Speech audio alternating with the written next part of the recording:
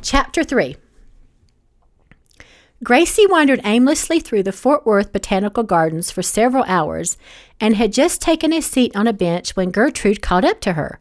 She motioned to the empty space beside Gracie. "May I?" "Suit yourself." A light breeze was blowing, raising goosebumps over Gracie's flesh. She folded her arms tightly across her chest and turned her attention to the picturesque scene in the distance that was a stark contrast to the conflicting emotions rumbling in her gut. A wooden garden bridge curving sharply across the placid creek reminded Gracie of the top section of a water wheel that had been cut out and artfully placed to serve as a focal point in the otherwise natural landscape. Sculpted bushes of varying heights framed the bridge, and lush trees provided the perfect backdrop. The scene was exquisite, even in early March when things weren't in bloom. She could only imagine how magnificent the scene would be next month when spring arrived. "The Japanese gardens are my favorite, too," Gertrude said, speaking in low tones so as not to disturb the serenity. "I'm always amazed at how perfect everything looks. It takes an expert horticulturist to create such perfection in an ever-changing environment. It must require daily maintenance to keep everything trimmed so precisely." Gracie acknowledged the comment with a curt nod. Leave it to Gertrude to get all scientific. Why couldn't she simply enjoy the beauty without analyzing it to death? A heavy silence settled between them until Gertrude spoke. "We need to talk about what happened at the gym." She blew out a breath. "Gracie?" That's all it took for everything to come tumbling out. She gave Gertrude an accusing look. "Why? So you can reprimand me some more? Tell me what a fool I am for having feelings for Sheldon?" Gertrude let out a weary sigh. "That's exactly what I would do, if I thought it would do any good." She thrust out her lower lip. "He's not the devil you think he is. And he's not the angel you think he is." She rubbed a hand over her brow. "Look, I've tried every way I can think of to warn you about him. Despite what you think, he doesn't have your best interest at heart." Frustration splattered over Gracie. "Why do you always see the worst in everyone and everything?" Surprise tinged Gertrude's features. "Sheldon is on the road to becoming a dark angel. I don't have to look very hard in order to see the bad." She peered over her glasses, making Gracie feel like an errant child. "Frankly, I'm surprised you can't see this for what it is." Unable to withstand Gertrude's piercing gaze, Gracie turned and stared once more at the garden bridge in the distance. She felt like she was treading in deep water, and Gertrude's words were a massive waterfall pounding on her head and threatening to push her under. "Oh, yeah? And what exactly is it that you see?" "Let's look at this logically. At the very least, he's trying to distract you from accomplishing your mission." A shadow fell over her face as she shuddered. "At the very worst, he's trying to turn you." Dismay throbbed through Gracie in those suffocating moments when her fears had risen up and become menacing monsters. She'd feared the same thing, but putting a voice to it made it all the more terrible. "Into a dark angel?" she croaked. Gertrude nodded, her eyes filling with concern. She let out a shaky laugh. "No, you're wrong. He wouldn't do that." She quickly swept the fear aside before it could overtake her. "That's ridiculous." "Is it?" "Yes, there's good in him. I've felt it." Gertrude was unconvinced. "Have you really felt it? Or is it what you want to feel?" Gracie's heart hammered in her chest as a cold sweat broke over her. She hated the rational way that Gertrude was laying everything out. Had she been furious or hot-headed, her argument would have been easier to discount, but her icy logic was stopping her cold. "I don't know," she admitted, tears filling her eyes. She looked at Gertrude. "What do you want me to say?" "I want you to say that you'll exercise caution when you're around him. Maybe ask yourself why he singled you out." The comment struck a nerve. "Is it so hard for you to believe that he might like me, find me attractive?" She paused, stroking her chin. "You're as attractive as the next girl, I suppose." Had she really just said that? "Geez, you sure know how to make a girl feel good," Gracie said sourly. "I'm not trying to insult you. I've known Sheldon for a long time, and beautiful women are his stock in trade." She gasped like she'd been punched in the gut. Sheldon with other women? Beautiful women? Not the picture she wanted in her head. Oh, don't get your feathers ruffled, Gertrude huffed. All I'm saying is that I've never seen Sheldon settle on one girl for this length of time. You mark my word, there's more to this than simple attraction. I just can't put my finger on what it is. A thundercloud of irritation rained down on Gracie. Regardless of what Gertrude said, her female intuition told her that Sheldon cared about her. She could feel it in his touch, the way he looked at her. She was sure of it. Gertrude didn't know everything. Just promise me that you'll be cautious around him. No more of this silly schoolgirl romance nonsense.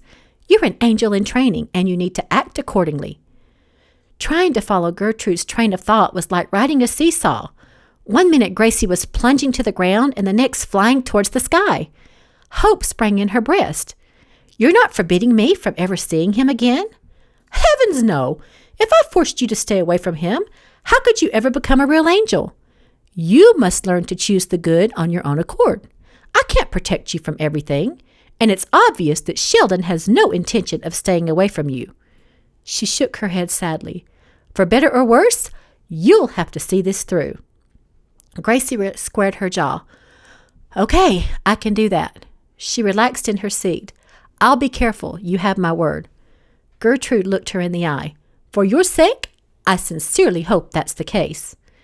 It was a huge relief to have that conversation out of the way, and it had gone much better than Gracie had dared to hope. She could see Sheldon again and wouldn't have to feel guilty about it. Hallelujah! Her mind jumped forward to another topic. She cast a surreptitious glance at Gertrude, who turned her attention to the garden bridge. Now was as good of a time as any to voice the concern that had been eating away at her for some time now. Do you ever think about what your life would have been like if you hadn't died? What? She shifted in her seat. I guess your situation is a little different because you're older, but I died so young. I know I was short-sighted and selfish, not to mention that I was so caught up in acting I couldn't see anything else. But deep down, I always assumed I'd get married one day and have a family, and now I never will. She swallowed the cold lump in her throat. Understanding touched Gertrude's features. Is that why you're so fixated on Sheldon? Heat blistered Gracie's cheeks. I'm not fixated on him. She tucked a strand of hair behind her ear and clasped her hands together tightly. Sure you're not, Gertrude said dryly. Gracie rolled her eyes. It's perfectly normal to have regrets about your life. She grunted. Some of us obviously have more regrets than others. You think I don't have regrets? She made a face. What? Miss Perfect, who always follows the rules to a T? What regrets could you possibly have? Did you let a kid get away without paying the proper fine for an overdue book? It was a nasty thing to say, and she felt a twinge of guilt when she saw Gertrude's face shrivel and draw into itself like a turtle going into a shell. I'm sorry, she amended. Don't mind me. I'm just ticked right now. Despite what you think, I'm not perfect, Gertrude countered testily. I made my share of mistakes, and I have my share of regrets. This piqued Gracie's interest. Such as? I really don't see how any of this is relevant to the situation. Oh, no, don't keep me at a distance. Tell me a regret that you have. I thought the purpose of you being my mentor was so that we could learn to trust each other. How in the heck am I supposed to trust you if you never share anything? Gertrude looked thoughtful. I suppose that's fair. Her eyes took on a faraway look as she adjusted her suit.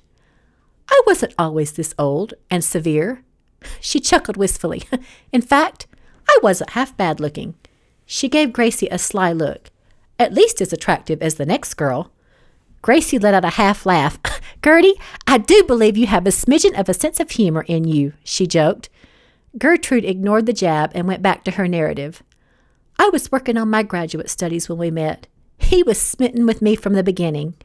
It took me a little longer to come around, but when I did, her face went pink and she pushed her hair away in a self-conscious gesture. Anyway, we had a whirlwind romance. She cut her eyes at Gracie. That you would have even been impressed with. It was hard to imagine that Gertrude would have any kind of romance, much less a whirlwind romance, but she certainly wasn't going to say as much. She was going to break herself of blurting out the first thing that came to her mind. When Gertrude paused a little too long, Gracie scooted in closer. What happened next? He wanted to get married, But I wasn't ready. I was too caught up in my studies. We decided to postpone things. He took a job out of state. For about a year, we tried to maintain a long-distance relationship, but we eventually drifted apart. A pained expression overcame her face. Gracie put a hand on her arm. "What happened?" she asked gently. Gertrude smiled regretfully. By the time I realized what I had lost, he was engaged to someone else. The futility of it all got under Gracie's skin. She made a face. "Well, why didn't you go after him? Tell him how you felt." She shrugged, and Gracie was struck by how bony her shoulders were. For the first time, Gertrude looked vulnerable. "I did go after him," Gertrude continued, "but—" She cleared a frog from her throat. "But it was too late. He had fallen in love with another girl, and he didn't want me anymore." Tears pressed against Gracie's eyes. "I'm so sorry." Gertrude was much more complex than she realized. "What happened to the guy?" Gertrude pressed her lips together into a grim line. "He married and had a family." "And you?" She sat up straight in her seat, her voice growing practical. "I did the only thing I knew how to do. I locked my heart and poured myself into my work." "Is that why you became a relationship angel?" She shrugged. "I suppose that's one of the reasons." Her voice was distant, and she was staring into space. "Has it helped?" She shook her head as if coming out of a fog. "What? Has it helped?" "I don't understand what you mean." "Well, I'm wondering if helping other people find love has helped to ease your pain." She smiled. "I suppose it does help a little. It feels good to help others. Makes me think less of myself and my own regrets." Gracie knew this was a dig towards her, but this time she didn't mind. She felt a surprising kinship with Gertrude and had to fight the urge to fling her arms around her and give her a tight hug. "Thanks for telling me."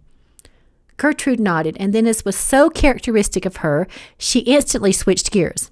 "About Brooke. Please tell me that you're going to give me another assignment. Even you must realize how impossible this is. With Sheldon on the scene, I don't stand a chance of finding someone for her." "Oh, no, we never give up." The matter-of-fact tone in Gertrude's voice left no room for argument. "Really?" She wanted to scream, or get down on her hands and knees and pound the ground. Was giving up really so bad? "Brooke needs you." She let out a cynical laugh. "I seriously doubt that." "You'll see," Gertrude said, giving her a cryptic smile. She pressed down the loose strands of hair that had gotten caught by the wind. "Anyway, I'm going to help you. Stuart, Brooke's dad, just lost his assistant who took another job. He's interviewing for her replacement."